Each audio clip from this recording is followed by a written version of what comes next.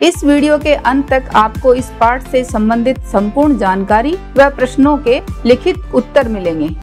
नमस्कार सभी को, हिंदी कला केंद्र में आपका स्वागत है। अगर आप इस चैनल पर नए हैं तो पहले इसको सब्सक्राइब करें व बेल आइकन को दबाना न भूलें ताकि नए वीडियो का नोटिफिकेशन सबसे पहले आपको मिले। बच्चों, आज हम पढ़ने जा रहे हैं हमारी हिंदी की पुस्तक का पाठ 13 जिसका शीर्षक है एक तिनका। ये एक कविता है। तिनका का अर्थ है तृण यानी सूखे हुए घास का एक छोटा सा टुकड़ा। ये देखो कुछ इस तरह का इसका एक छोटा सा टुकड़ा जो आकार में बहुत छोटा होता है, लेकिन अगर ये ही उड़कर हमारी आंख में गिर जाए तो ये बहुत ही पीड़ा देता है। आपने भी कभी अनुभव किया होगा कि मिट्टी का एक कण, घास का कोई छोटा सा टुकड़ा या कोई एक छोटा सा बाल भी अगर हमारी आंख में गिर जाए तो वो कितना कष्ट देता है ना। एक छोटा सा तिनका हमें इतनी पीड़ा दे सकता है तो फिर हमें घमंड किस बात का है। अर्थात हमें किसी भी बात पर घमंड नहीं करना है। यही बात कवि ने आज इस कविता के माध्यम से समझाने की कोशिश करी है, जिसका सबसे पहले हम सहस्वर पठन कर लेते हैं। मैं घमंडों से भरा ऐंठा हुआ, एक दिन जब था मुंडेर पर खड़ा, अचानक दूर से उड़ता हुआ एक तिनका आंख में मेरी पड़ा। मैं झिझक उठा, हुआ बेचैन सा, लाल होकर आंख भी दुखने लगी। मूठ देने लोग कपड़े की लगे, ऐंठ बिचारी दबे पांवों भगी। जब किसी ढब से निकल तिनका गया, तब समझ ने यूं मुझे ताने दिए। ऐंठता तू किस लिए इतना रहा, एक तिनका है बहुत तेरे लिए। और इस कविता के कवि हैं अयोध्या सिंह उपाध्याय, जिनका उपनाम है हरिओद। अब इस कविता को अर्थ के साथ समझते हैं। यहाँ पर मैं कवि के लिए आया है, या फिर हम इसी बात को अपने ऊपर भी ले सकते हैं।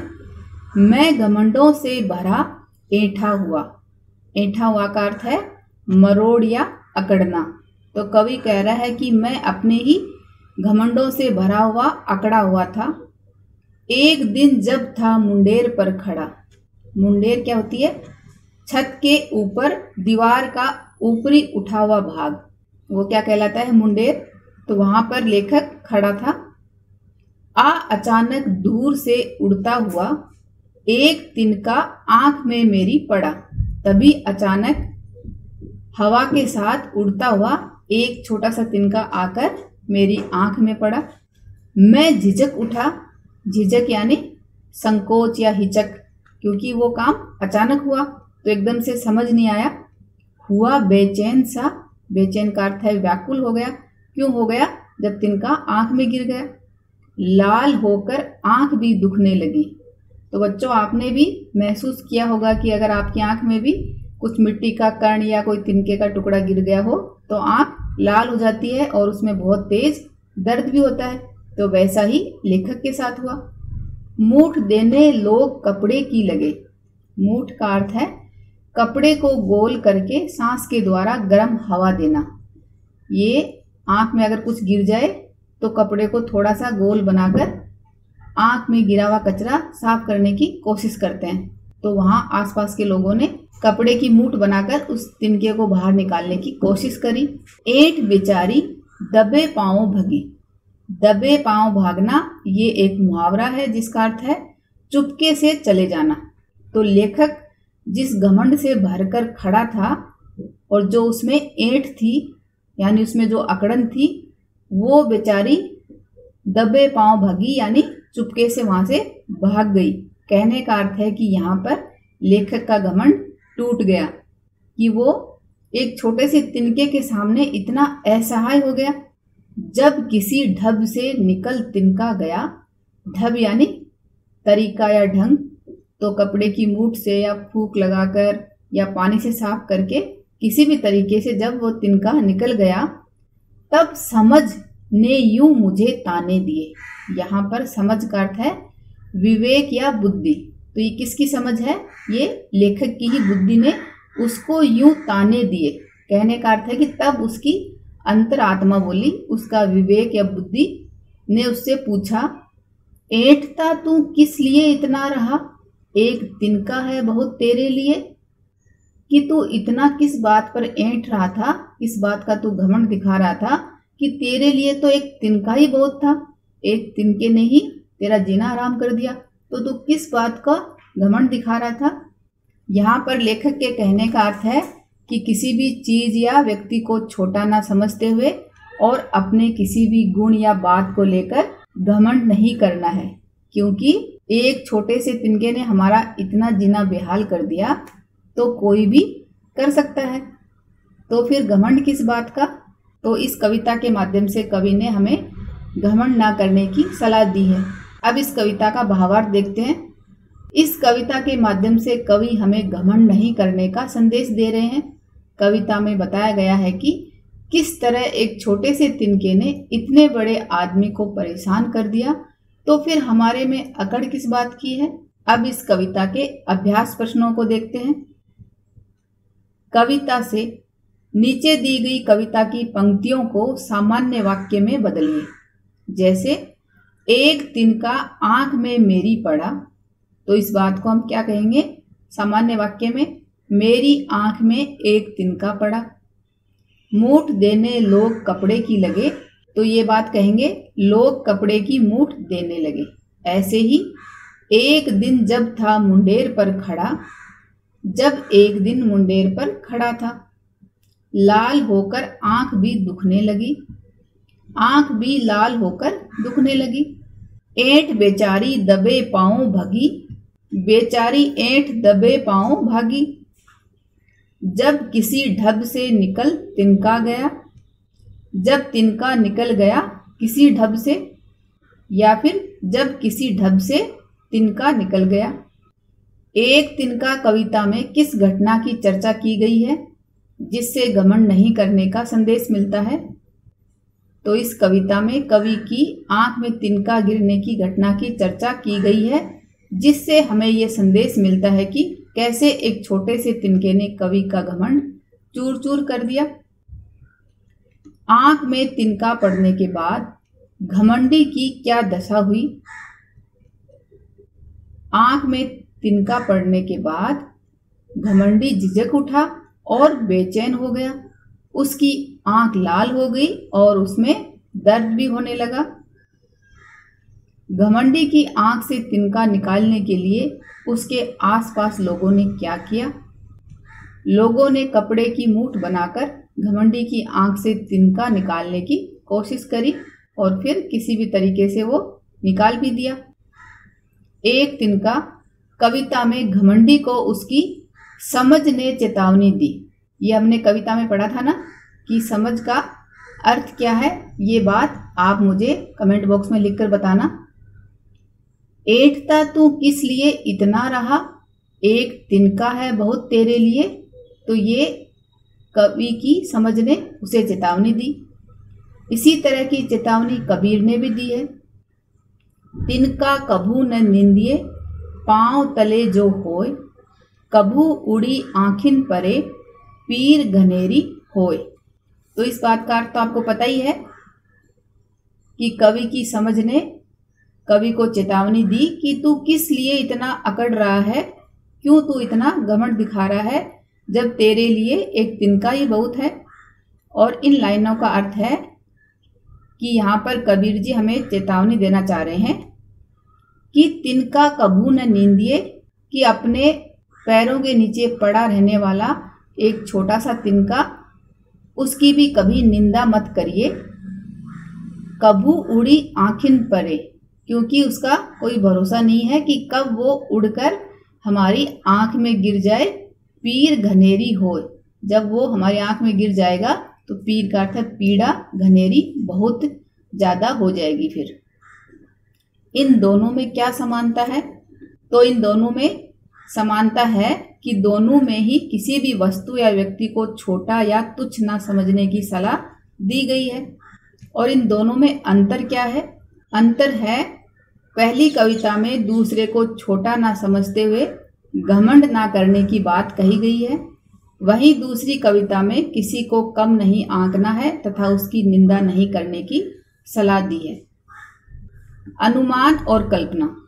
इस कविता को कवि ने मैं से आरंभ किया।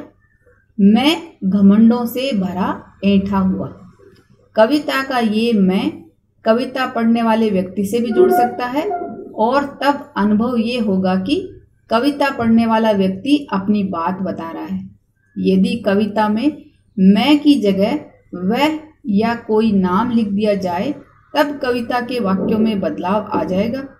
कविता में मैं के स्थान पर वह या कोई नाम लिखकर वाक्यों के बदलाव को देखिए और कक्षा में पढ़कर सुनाइए।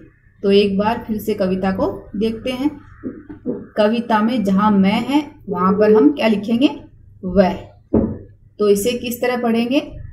वह घमंडों से भरा ऐंठा हुआ, एक दिन जब था मुंडेर पर खड़ा, अचानक दूर से उड़ता हुआ, एक तिनका आंख में उसकी पड़ा, वह झिझक उठा हुआ बेचैन सा, लाल होकर आंख भी दुखने लगी, मूठ देने लोग कपड़े की लगे, ऐंठ बेचारी दबे पांव भगी, जब किसी ढब से निकल तिनका गया, तब समझने यूं उसे ताने दिए, ऐंठता तू किस लिए इतना रहा, एक तिनका है बहुत तेरे लिए।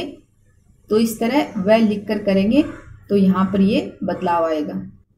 नीचे दी गई पंक्तियों को ध्यान से पढ़िए। ऐंठ बेचारी दबे पांव भगी, तब समझ ने यूं मुझे ताने दिए। इन पंक्तियों में ऐंठ और समझ शब्दों का प्रयोग सजीव प्राणी की भांति हुआ है। कल्पना कीजिए, यदि ऐंठ और समझ किसी नाटक में दो पात्र होते तो उनका अभिनय कैसा होता। तो इन दोनों के बीच का वार्तालाप हमें लिखना है। जैसे ऐंठ बोली, अरे बाप रे, मैं तो भागती हूं यहां से। समझ, क्या हुआ, तू तो बड़ी अकड़ दिखा रही थी। ऐंठ, समझ भाई, अब मेरे समझ में आ गया है कि मैं गलत थी। समझ, अच्छा हुआ तुम्हें अपनी गलती का एहसास हो गया और तुम्हारे बिना भी इंसान आराम से रह सकता है। इसी तरह इन दोनों के वार्तालाप को आप और आगे बढ़ाइए। नीचे दी गई कबीर की पंक्तियों में तिनका शब्द का प्रयोग एक से अधिक बार किया गया है। इनके अलग अलग अर्थों की जानकारी प्राप्त करें।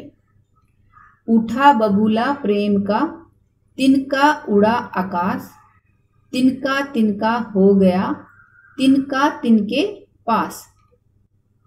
तो इसका अर्थ है, जब मन में प्रेम का बबूला उठा तो तिनका उड़कर आकाश में पहुंच गया। जब वह वहां पर तिनका तिनका हो गया यानी बिखर गया, जब वह तिनका जिसने उसको बनाया था उसी के पास पहुंच गया। तो यहाँ पर कहने का अर्थ है, जब हम सारे अपने भेदभाव घमंड सब छोड़कर हम जब परमात्मा के पास पहुंच जाते हैं, जिसने हमें बनाया उसी के पास जब हम पहुंच जाते हैं, तब हम भी एकदम से बिखर जाते हैं। हमारे अंदर का जो अहंकार है, घमंड है, वो सब भी निकल जाता है। वैसे ही यहाँ पर तिनके को लेकर यही बात कही गई है। इस तिनके का अर्थ है तीर्ण या घास का एक छोटा सा टुकड़ा। तिनका तिनका यहाँ पर इसका अर्थ है बिखर जाना, और इस तिनके का अर्थ है तीर्ण। और तिनके यानी भगवान या परमात्मा, जिसने इस तिनके को बनाया था उसी के पास जब वह पहुंच जाता है तो वह पूरी तरह से बिखर जाता है। कहने का अर्थ है कि वह भगवान में विलीन हो जाता है। तो ऐसे ही जब हमें परमात्मा की अनुभूति हो जाती है तो हमारा घमंड भी चूर चूर हो जाता है। भाषा की बात। किसी ढब से निकलना का अर्थ है किसी ढंग से निकलना। ढब से जैसे कई वाक्यांशों से आप परिचित होंगे। जैसे ढम से वाक्यांश है, लेकिन ध्वनियों में समानता होने के बाद भी ढब से और धम से जैसे वाक्यांशों के प्रयोग में अंतर है। धम से, छप से इत्यादि का प्रयोग ध्वनि द्वारा क्रिया को सूचित करने के लिए किया जाता है। नीचे कुछ ध्वनि द्वारा क्रिया को सूचित करने वाले वाक्यांश और कुछ अधूरे वाक्य दिए गए हैं। उचित वाक्यांश चुनकर वाक्यों के खाली स्थान भरिए। तो कहने का अर्थ है कि जब पानी गिरता है तो पानी के गिरने की जो आवाज आती है टप टप, उसी से हम बोलते हैं कि पानी टप टप गिर रहा है। अगर आप स्विमिंग पूल में कूदते हो तो जब पानी की छप से आवाज आती है तो हम क्या करते हैं कि वो पानी में छप से गिरा। तो वैसे ही हमें यहाँ पर बताना है, मेंढक पानी में छप से कूद गया। नल बंद होने के बाद पानी की एक बूंद टप से चू गई। शोर होते ही चिड़िया फुर से उड़ी। ठंडी हवा सन से गुजरी, मैं ठंड में थर से कांप गया। इस कविता को एक बार फिर से पढ़ें व समझें। हमें अपने जीवन में किसी भी बात पर घमंड नहीं करना चाहिए। अपने से छोटे किसी भी जीव या प्राणी का मजाक नहीं बनाना चाहिए। सुझावों व सुधारों के लिए कमेंट बॉक्स में लिखें। अगर हमारे वीडियो बन ही रहे हैं आपके फेवरेट, तो फिर क्यों ना करें इनको लाइक, सब्सक्राइब और रिकमेंड। हमें और बेहतर बनाने के लिए आप कर सकते हैं कमेंट। धन्यवाद।